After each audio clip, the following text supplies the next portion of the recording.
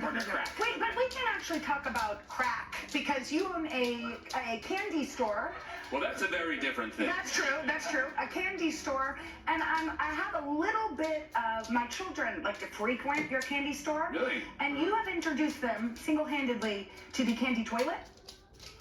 A classic. No, it is. What is it? It's sugar Yeah. with a plunger that is also made of sugar, where they clean the toilet and then lick the sugar. It's like a disgusting fun dip. Exactly.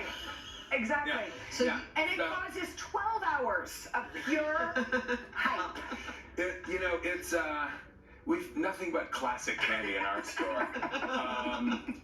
Samuel's Sweet Shop in Rhinebeck. I can't believe you've been. I've been there. Oh, how cool! So wait a minute. So I guess there are two of you. There's the guy who owns the sweet shop, and then there's the actor guy. No, there's that was a picture of my wife and I. Yeah. We are co-owners with Jeffrey Dean Morgan, who plays Negan on Walking Dead, and his wife Hillary Burton, and then another guy named Andy Ostroy. We're all friends. We all kind of live close to each other. We all kind of went in on this candy store, which sadly the original owner of the store, passed away. And we great place. I mean, where else are you gonna get candy toilets? Yeah. You gotta keep that for the town, for your kids. Yeah, thank you. Yeah. Well, I think it's so funny because people do see you as a celeb, but yet there you are doing your regular old stuff in your regular old store. Would you be content with that kind of life, running a candy store and just, raising kids? I think it'd be great. Yeah. I think, that would be really, really fun. Although I don't think that, I have a real sweet tooth. Like, I really, I can't eat, candy a lot. Yeah. Not when you're fighting with ants. Well, and so, but every time I go in, it's just, it's in a way, it's kind of torturous. Yeah, but that it's also fudge too. That is deadly.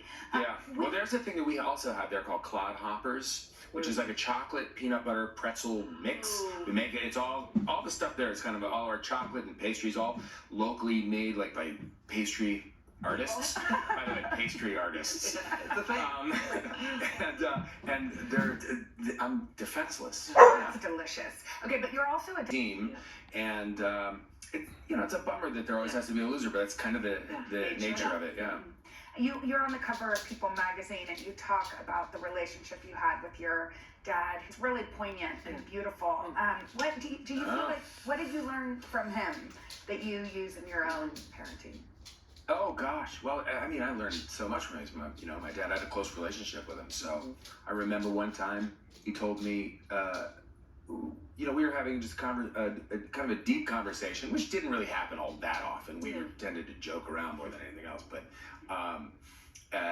and we had no sports connection because once the Dodgers left Brooklyn, he's like, I'm done with this.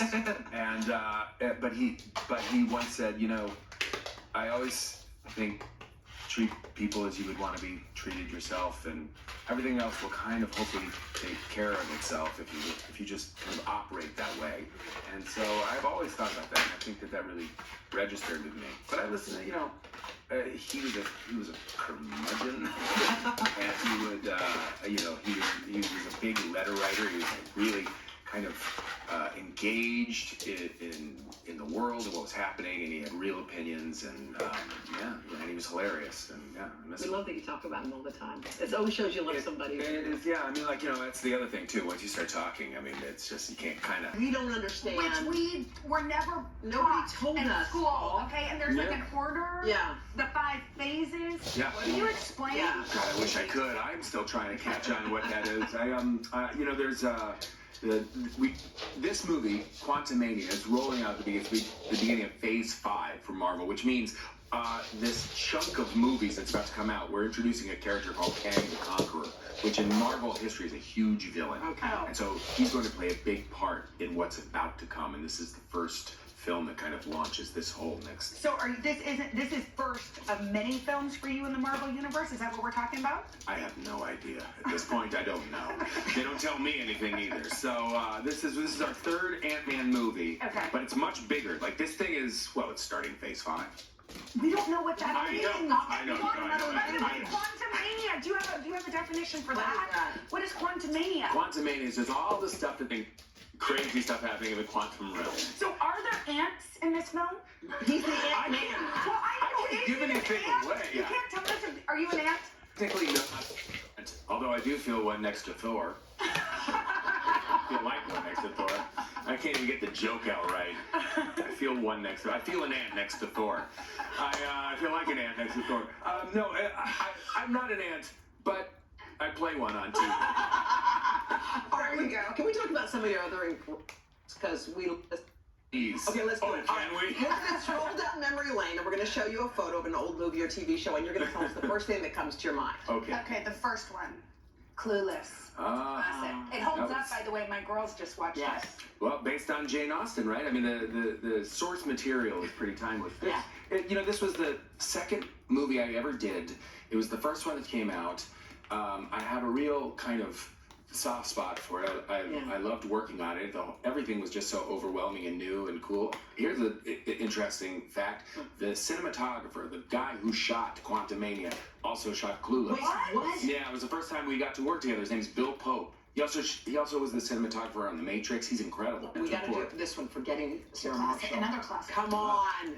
This was really fun because this was in Hawaii. We filmed in Hawaii. There was a real kind of loosey-goosey nature to it. I tend to, when I work with Jason Segel, which I've been lucky to do a few times, there's a lot of improvisation. So I just knew I was going to come down to Hawaii and play a surf instructor, and then whatever we did. Yeah, it was great. We keep thinking That's my favorite one. Do less. I love that. Here's another classic, Romeo and Juliet. Right, this was very exciting because I knew that they were making a movie about Romeo and Juliet, and I had studied Shakespeare. Really consider myself a Shakespearean actor, as hard as it is to believe. The entire thing filmed in Mexico, and the whole experience was amazing. It's actually one of my favorites. You're so funny. Yeah. You really are. Oh, you're funny. We love you guys too. And we love you as an ant. Yeah. We really do. Ant-Man and the Wasp: Quantumania hits theaters today. People are going to be really excited. And the new issue of People is out now. Sweet Life of Paul Rudd. All right, coming up next, innovative